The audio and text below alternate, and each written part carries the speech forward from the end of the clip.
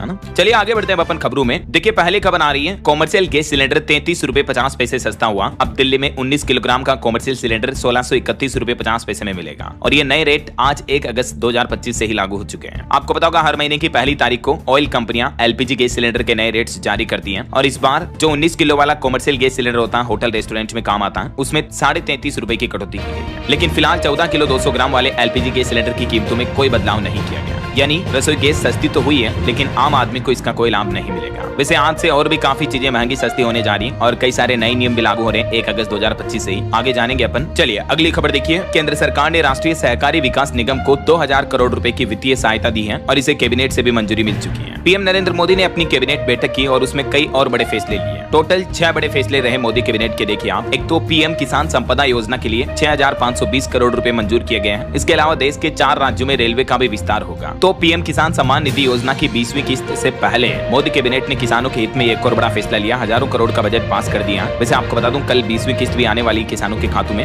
लेकिन उससे पहले पीएम ने जो किसानों के हित में फैसला लिया वो ये कि प्रधानमंत्री किसान संपदा योजना के लिए 6500 करोड़ रुपए के व्यय को स्वीकृति दी है। इसके अलावा रेलवे डेवलपमेंट पर भी फैसला देखिए। इटारसी नागपुर चौथी रेल लाइन 5451 करोड़ में बनेगी। टोटल 6 बड़े फैसले रहे। मैंने आपको बताया ये 4 तो रेलवे लाइन से जुड़े फैसले हैं, एक किसानों से जुड़ा और एक राष्ट्रीय सहकारी विकास निगम को मजबूत करने के लिए लिया। रेलवे के टोटल 11000 करोड़ के 4 प्रोजेक्ट्स मंजूर किए गए हैं, जिससे देश के 13 जिलों में 574 किलोमीटर नई रेलवे लाइन बिछाई जाएगी। नया रेलवे ट्रैक बनाया जाएगा, मतलब है ना। किन किन राज्यों में? महाराष्ट्र, मध्य प्रदेश, पश्चिम बंगाल, बिहार, उड़ीसा, झारखंड के 13 जिलों में इस नए रेलवे प्रोजेक्ट का फायदा मिलेगा। ओके, और चलिए आगे बढ़ते खबरों में। देखिए आप, देश में चीन से आयातित स्टील पर भी रोक लगेगी। केंद्र सरकार लाएगी क्वालिटी कंट्रोल के नियम भी। वहीं हज यात्रियों के लिए अच्छी खबर आई है। हज आवेदन को लेकर सरकार ने एक जरूरी नोटिफिकेशन जारी किया और जो हज यात्रा के लिए आवेदन नहीं कर सके उनके लिए एक और मौका है, क्योंकि हज यात्रा 2026 में आवेदन फॉर्म भरने की आखिरी तारीख को बढ़ा दिया है। अब 7 अगस्त तक यात्री आवेदन कर सकेंगे, जो कि लास्ट डेट पहले 31 जुलाई ही थी, है ना। चलिए अगली बड़ी खबर देखिए दोस्तों। कर्नाटक कोलार की एक महिला में मिला दुनिया का नया और अनोखा ब्लड ग्रुप। CRIB नाम से यह नया ब्लड ग्रुप खोजा गया हमारे देश भारत में कर्नाटक राज्य में। यह नया ब्लड ग्रुप मिला है। वैज्ञानिकों की 10 महीने की रिसर्च के बाद इसे खोजा गया और ये बेहद दुर्लभ ब्लड ग्रुप है। दुनिया भर में केवल 10 लोगों का ही इस तरह का ब्लड ग्रुप है। बाकी जनरली लोगों के आपको पता होगा AB positive, O positive, O negative, इस तरह के ब्लड ग्रुप होते हैं, राइट। लेकिन कर्नाटक की है कोलार जिले की 38 वर्षीय महिला में डॉक्टरों ने अनोखा ब्लड ग्रुप खोजा है। चलिए अगला बड़ा अपडेट देखिए। भारतीय डाक विभाग की तरफ से एक अहम फैसला लिया गया। अब स्पीड पोस्ट ही होगा पत्र और पार्सल का एकमात्र साधन। दरअसल भारतीय डाक विभाग ने इसी साल 1 सितंबर से रजिस्टर्ड पोस्ट सेवा को बंद करने का निर्णय लिया है। यानी अब केवल स्पीड पोस्ट सेवाएं ही उपलब्ध होगी। डाक विभाग का कहना है कि इसके पीछे उद्देश्य है डाक सेवाओं को तेज और आधुनिक बनाना है। और वैसे कल ही मैंने आपको इंडिया पोस्ट का एक और अपडेट बताया था। 2 अगस्त को डाकघरों में लेन देन नहीं होगा। 4 अगस्त को डाक विभाग एक नया सॉफ्टवेयर भी लॉन्च